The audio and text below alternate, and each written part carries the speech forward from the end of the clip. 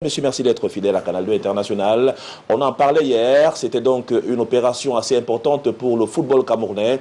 La Fédération camerounaise de football association connaît donc depuis son président. Il était secrétaire général de la Fédération camerounaise de football pendant bien longtemps sous Iya Mohamed. Il a donc battu à plate couture son rival, c'est-à-dire dans le cadre d'une élection pas du tout très courue par l'ensemble des délégués parce qu'il a été plébiscité. On annonce donc Tombi Aroko Sidiki, le des mines qui attend Tombi Aroko est donc décidé ce matin et même dessiné dans les colonnes du journal La Nouvelle Expression. L'ancien bras droit d'Ia Mohamed a finalement triomphé sans gloire à la tête de la tumultueuse Fédération camerounaise de football 2 ans après l'instauration d'un comité de normalisation. Les confidences du représentant de la Fédération internationale de football association dans cette édition. On parlera également de lui qui trônera à Tinga. Il a donc eu au cours de cette élection là 59 voix pour 59 voix pour Tombi Aroko contre 2 seulement pour Atarobat.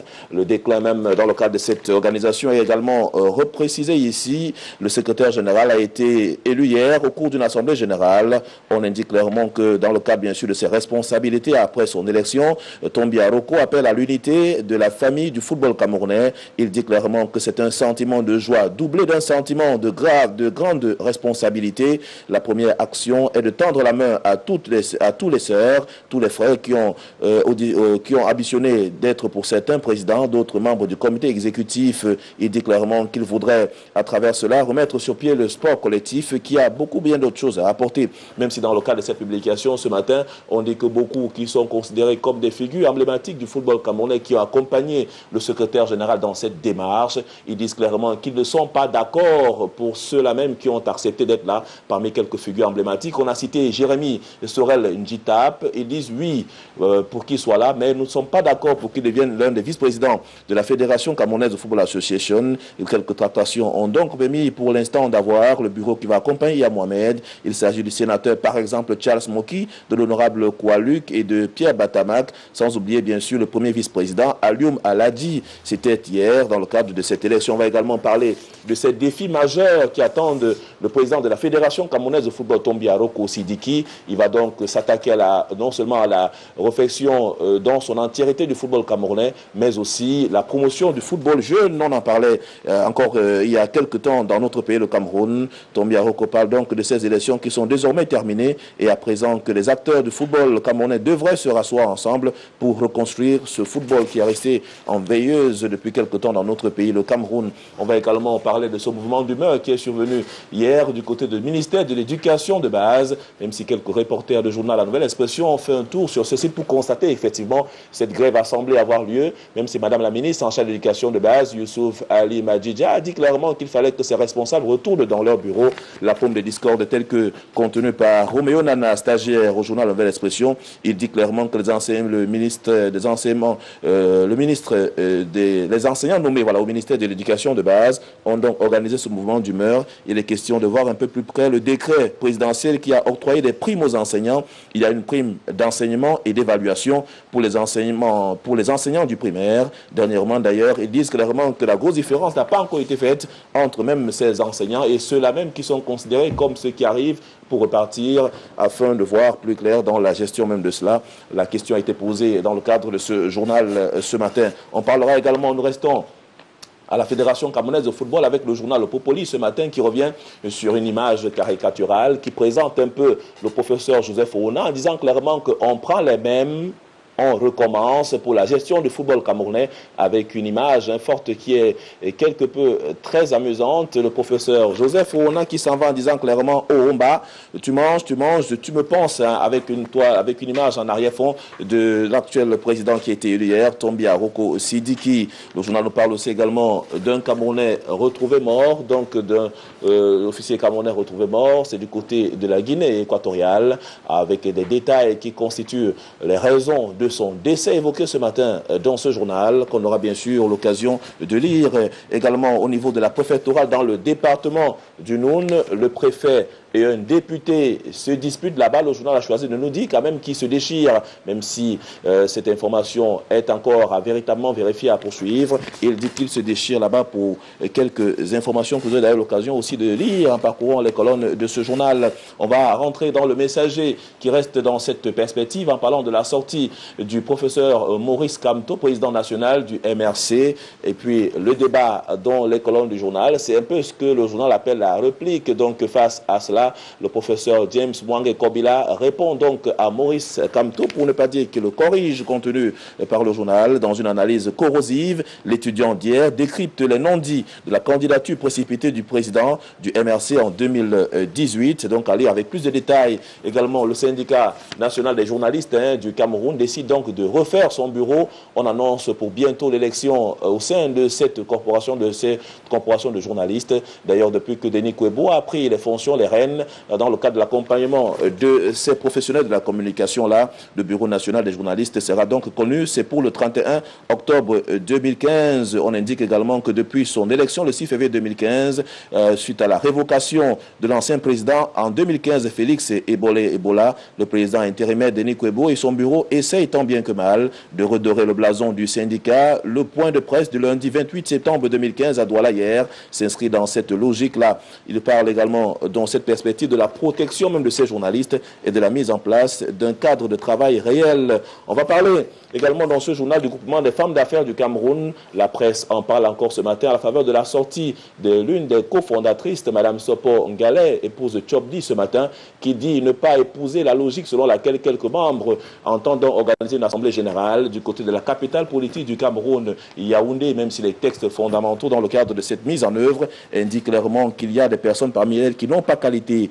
La secrétaire générale, cofondatrice et co-administratrice Brigitte Sopo Ngalé, épouse Tchobdi, pense qu'il aura été légitime, équitable que les textes du groupement soient mis à la disposition de chaque membre afin que toutes prennent connaissance tant des textes que du code électoral. C'est donc à lire dans les colonnes du journal. On en parle aussi bien sûr, la Fédération camerounaise de football avec l'élection de Tomi Aroko survenue donc hier à Yaoundé. On va sortir de la nouvelle du journal Le Messager en parlant de ces embouteillages à n'en plus finir dans la capitale politique du Cameroun, Yaoundé. Les efforts sont encore à faire dans le cadre de l'assainissement et surtout la lutte contre le désordre urbain. Quelques clichés forts sont à lire dans ce journal. Ouest Littoral choisi ce matin, Benjamin Zébazé nous annonce quand même que dans la capitale politique, notamment dans notre pays, le Cameroun, le gouvernement de la rumeur qui a fait surface depuis quelque temps, lorsqu'on attend également le gouvernement qui devait être mis en place sous l'impulsion du président de la République du Cameroun, son Excellence Paul Biya, ça devient finalement ennuyeux. Tout ce cinéma autour d'un remaniement qu'on attend depuis plusieurs années, indique le journal. La vraie liste volée donc par le pilote du chef de l'État, même si le journal fait une analyse froide en indiquant clairement que le pilote devait plutôt se contenter de son poste de travail pour accompagner le président de la République dans ses déplacements au lieu d'aller soutirer bien sûr une liste qui devait être rendue publique. Le journal revient aussi sur quelques faits qui ont marqué le pouvoir du président de la République Paul Biya au Cameroun. Notamment, il revient sur la mallette volée, il revient également sur les caricatures et bien d'autres faits majeurs que l'on retrouvera dans les colonnes de ce journal. Et puis, le gouvernement de rumeurs, comme il annonce, le journal Ouest Littoral en fait donc publication ce matin en venant sur quelques postes qui auraient été accordés par ces membres du gouvernement, ceux-là même qui sont sortants et ceux-là qui sont partants. On va donc avoir l'occasion de lire, pour ceux qui vont acheter Ouest Littoral ce matin, de voir ce qui devait être proposé d'après le journal au sein du gouvernement de la République. C'est une source donc du site camer.bi. Autre chose, l'intronisation de Tomi Aroko au niveau de la Fédération camerounaise de football. Le journal nous dit ce matin que c'est une élection pratiquement qui a coûté, donc, dans le cadre de la gestion de ce football camerounais, la plus chère. Elle a coûté, dont tout se déroulait, a coûté 700 millions de francs CFA. Mais la question ici est de savoir comment est-ce qu'on peut mettre à contribution la somme de 700 millions de francs CFA, si ce n'est que pour une élection à la Fédération camerounaise de football. Qu'en sera-t-il lorsqu'il sera question d'organiser une élection nationale, notamment celle de la présidence dans notre pays, le Cameroun? On reste au niveau de la Cour suprême du Cameroun en parlant de la décadence du chantier naval et industriel du Cameroun. Le journal Kalara en parle ce matin suite à l'affaire qui a trait à ce chantier naval industriel du Cameroun avec l'affaire Zaccheus Fondinam. Un cadre de Wikileaks relance l'affaire Fondinam, les confidences controversées de Amadou Ali et surtout le rapport qui confond l'ancien garde des Sceaux et plusieurs autres personnes qui sont reprises dans le cadre cadre de cette affaire, quand les cadres de Wikileaks se réveillent, on parle de la Cour suprême du Cameroun qui examinera-t-elle les 3 dossiers judiciaires concernant Zakheus Fondidam, ancien directeur général du chantier naval et industriel du Cameroun. Ces affaires sont clairement élucidées dans ce journal. Depuis quelque temps, la Cour suprême a semblé ne pas prendre position dans cette affaire, c'est-à-dire en termes de rendu de la justice. Depuis pratiquement 3 ans qu'elle a été saisie. Le journal parle de cette question qui a été remise notamment à la découverte d'un câble du côté de l'ambassade des États-Unis d'Amérique à Yaoundé, révélé par Wikileaks, dans lequel il apparaît des confidences attribuées à Amadou Ali, ministre de la Justice, à l'époque du début des opérations judiciaires. Le journal Kalara revient donc sur les origines d'un drame économique, celui du chantier naval industriel du Cameroun, conjugué à la descente aux enfers de l'ancien principal dirigeant de cette entreprise publique dans un scénario dont seul le Cameroun a véritablement le secret. Le journal parle donc ce matin du Yaya pétrolier de Limbe qui est en veilleuse ici et surtout revient sur un dossier qui reste aussi, lui, pour sa part, en veilleuse. Pourtant, un dossier qui attend véritablement que la justice soit prononcée. Kalara creuse donc dans les profondeurs de ce dossier-là ce matin pour donner plus d'arguments et dans la mise en place. On pourrait également lire d'autres dossiers, parmi lesquels une présumée fiancée accusée de vol et quelques administrateurs au niveau de la CCAA qui sont donc condamnés à vie, même si d'autres avouent les faits. Autre information ce matin contenue dans le journal Matila et qui revient sur les enjeux au niveau du renouvellement des organes de base du parti RDPC, Rassemblement démocratique du peuple camerounais, en présentant quand même les enjeux concis et précis qui sont mis en place depuis quelque temps, depuis donc la mise en place et la publication de ces listes, de ces enjeux politiques, retour donc d'un calendrier politique pratiquement atypique avec d'autres enjeux majeurs qui parlent précédemment sur le branle du calendrier politique, le renouvellement des organes de base annoncé par le président Paul Biya qui semble revertir plus d'un enjeu eu égard à une situation sociopolitique singulière. Le décryptage qui parle donc ce matin dans les colonnes du journal Matila des supputations, des couacs qui sont donc aussi observés dans le cadre de la gestion même de ce parti dans notre pays, le Cameroun. Le secrétaire général d'ailleurs en fait écho dans ce journal Boko Haram. Quelle stratégie face aux mutations dans le cadre de ces crimes? Le journal également a décidé de nous parler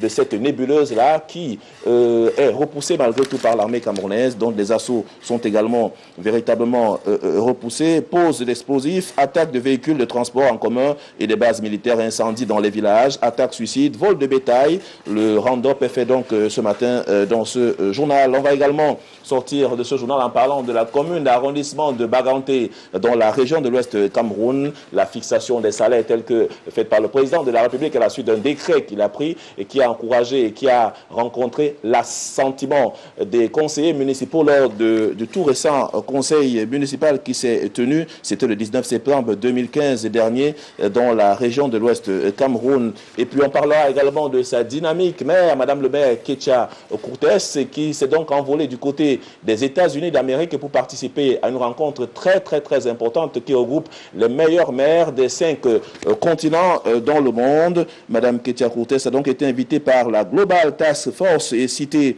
gouvernements locaux unis, c'est du côté des États-Unis, afin de participer au sommet de l'ONU à New York sur le développement durable. On a ainsi parlé des différents problèmes. La présidente du réseau des femmes élues locales du Cameroun a participé à plusieurs années aux réflexions sur la mise en œuvre de la nouvelle architecture de la coopération au développement et consulté à plusieurs multiples. Elle a donc participé pour représenter non seulement sa commune, mais aussi le Cameroun en matière de contribution. Trafic maritime, le journal de Michel Moussala en parle ce matin avec un drame qui est survenu au large des côtes camerounaises. Un navire a donc chaviré là-bas et qui fait plusieurs victimes. Un navire camerounais coule avec des clandestins. Le bilan fait état pour l'instant, même si on ne l'a pas encore confirmé. Des sources officielles affirment que 13 passagers ont embarqué dans ce navire de cabotage.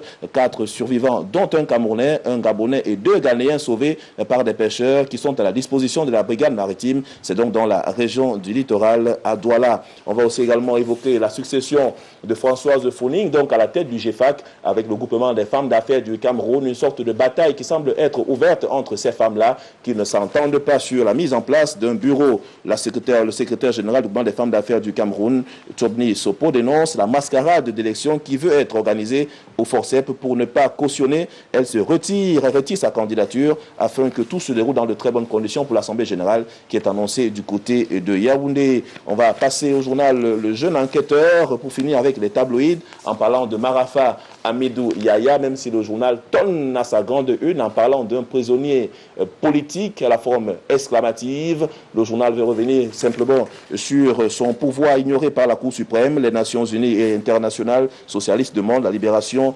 de Marafa Amidou Yaya 3 ans après sa condamnation, et sa famille et ses proches sont menacés. L'air du temps, c'est bien sûr le magazine que vous aurez l'occasion de retrouver dans les kiosques, lui qui revient sur les projets ambitieux du Cameroun, revient sur le renouvellement des organes de base tels que proposés par le président national du Rassemblement démocratique du peuple camerounais. Et bien entendu, le journal parle du FECOM, sprint vers la satisfaction des communes, sans oublier bien sûr d'évoquer les actes stratégiques à la défense camerounaise avec ces quelques généraux qui ont été promus par le chef des armées, son Excellence Paul Biya. Mesdames, Messieurs, merci infiniment d'avoir suivi cette revue de presse en direct de Douala, et à demain. Vous allez souffler un peu quelques secondes avant de passer l'antenne à Yaoundé. Juste, je vous offrirai donc ce petit programme, un magazine, l'IDAM, qui organise la première édition du Teki. Vous allez pouvoir parcourir ça, parce que ce Teki qui se veut un challenge inter-entreprise, un moment de fortes émotions, de brassage, de communion, d'unisson, de détente, de dépassement de soi, de la solidarité. Tout ça réuni ici. Je vais vous l'offrir à vous, Serge.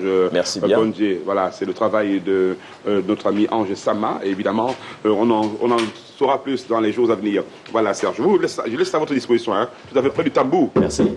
On va essayer un peu du tambour pour faire un peu mieux. Mais nous allons tout de suite rattraper le temps avec Yaoundé, en espérant bien sûr que par la magie de la connexion, on peut apercevoir Alain Debo Andébé du côté de Yaoundé. Il est justement en repérage. Bonjour Debo Andébé, bonjour Yaoundé, bonjour à toutes et à tous. Et merci d'être sur Canal 2 International.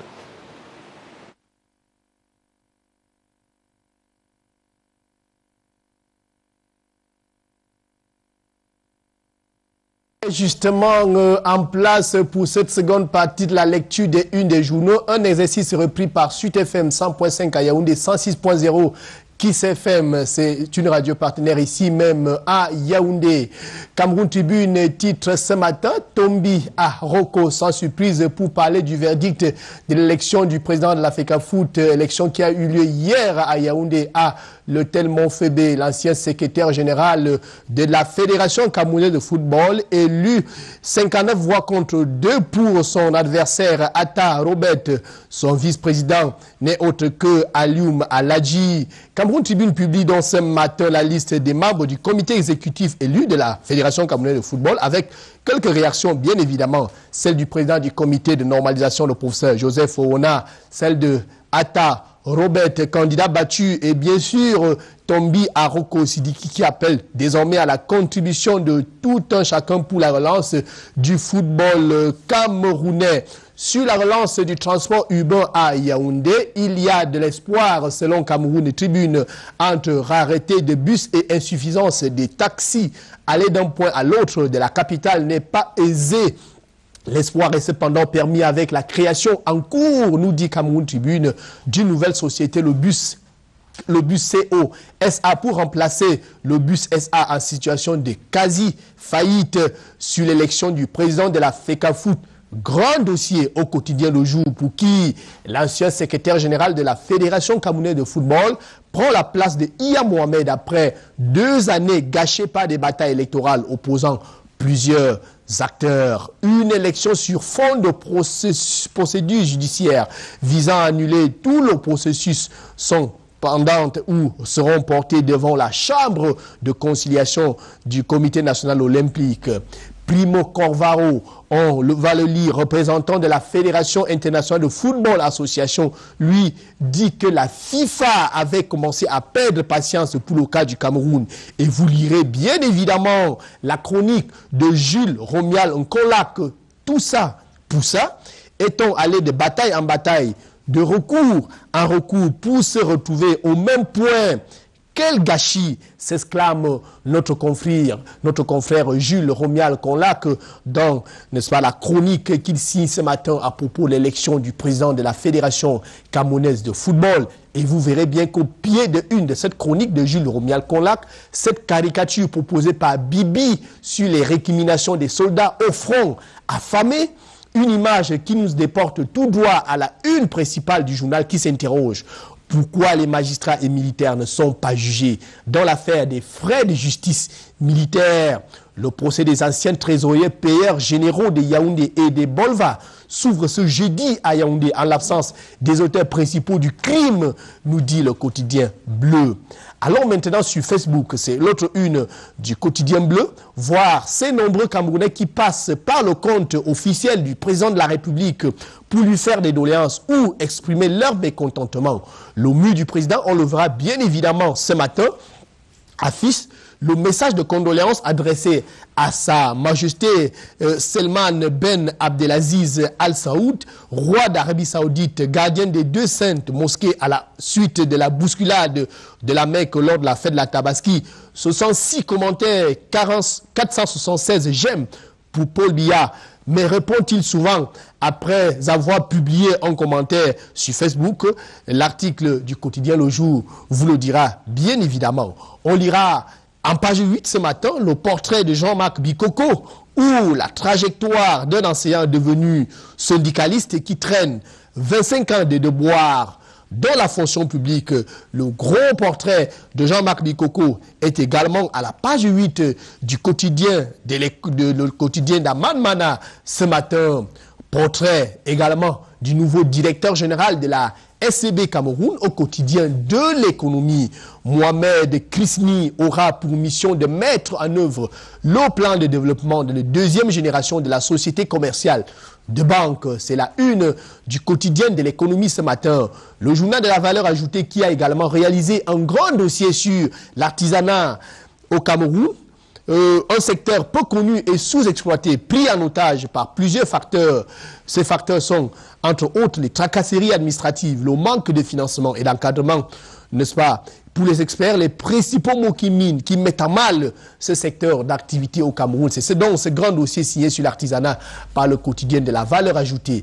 Au quotidien Émergence ce matin, vous lirez ces ministres qui confessent leur panique du remaniement ministériel à cause de l'attente insoutenable et de l'incertitude. Ils n'osent plus se déployer et justifient leur incompétence actuelle par le fait qu'ils ne savent pas le sort qui leur sera réservé après le remaniement ministériel qui tarde à venir. C'est à lire au journal de Magnus Biaga ce matin.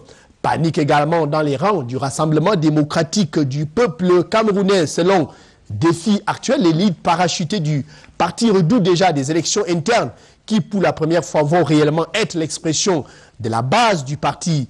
Lire en intégral, lire également l'éclairage de Christophe Mienzok dans le journal de ce matin.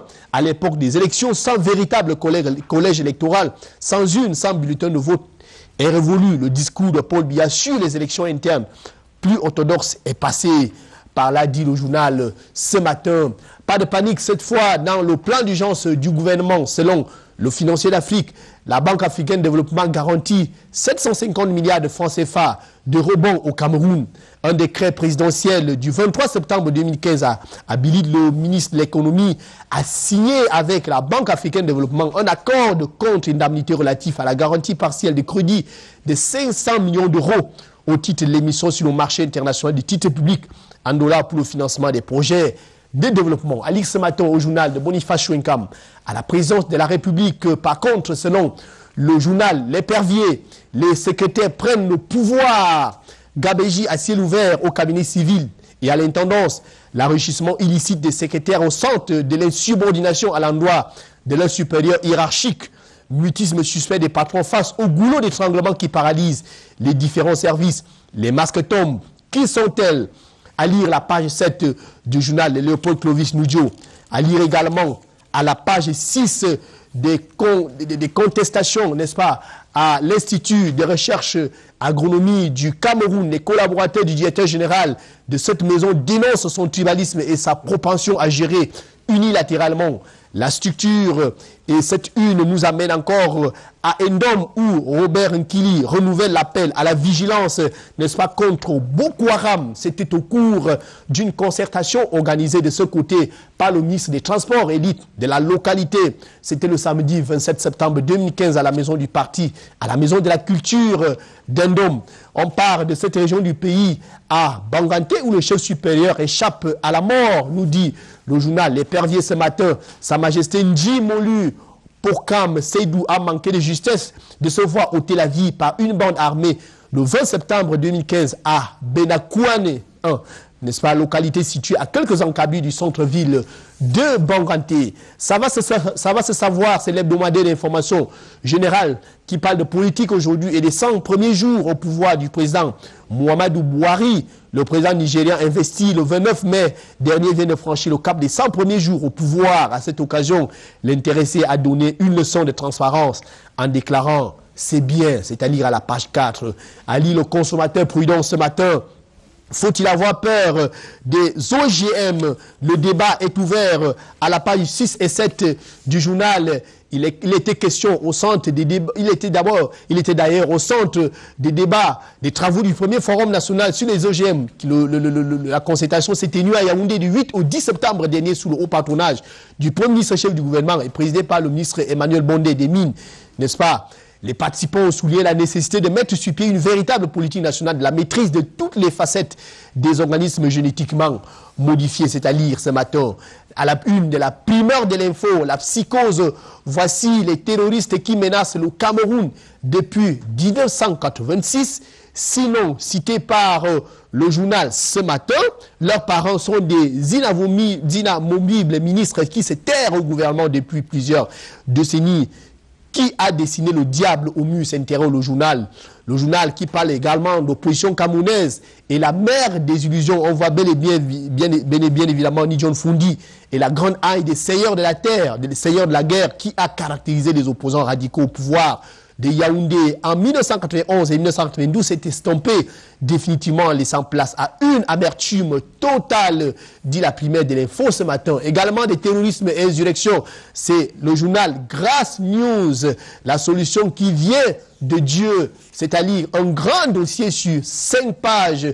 Quelle posture adopter avec le temps qui court? Les hommes de Dieu sont interpellés plus que jamais à prêcher un évangile révélé sur les ruses du diable, ce à quoi la chapelle de la grâce s'attelle au quotidien. Vous allez donc découvrir ce journal avec les visages des hommes de Dieu, n'est-ce pas, qui s'allient derrière les pouvoirs publics pour combattre la secte islamiste, Boko Haram et le terrorisme. C'était le dernier journal de cette deuxième partie, la lecture des une des journaux à Yaoundé qui s'achève. Retour à Douala pour la suite du Canal Matin avec vous, Jason. Espérons nous retrouver demain, s'il plaît à Dieu.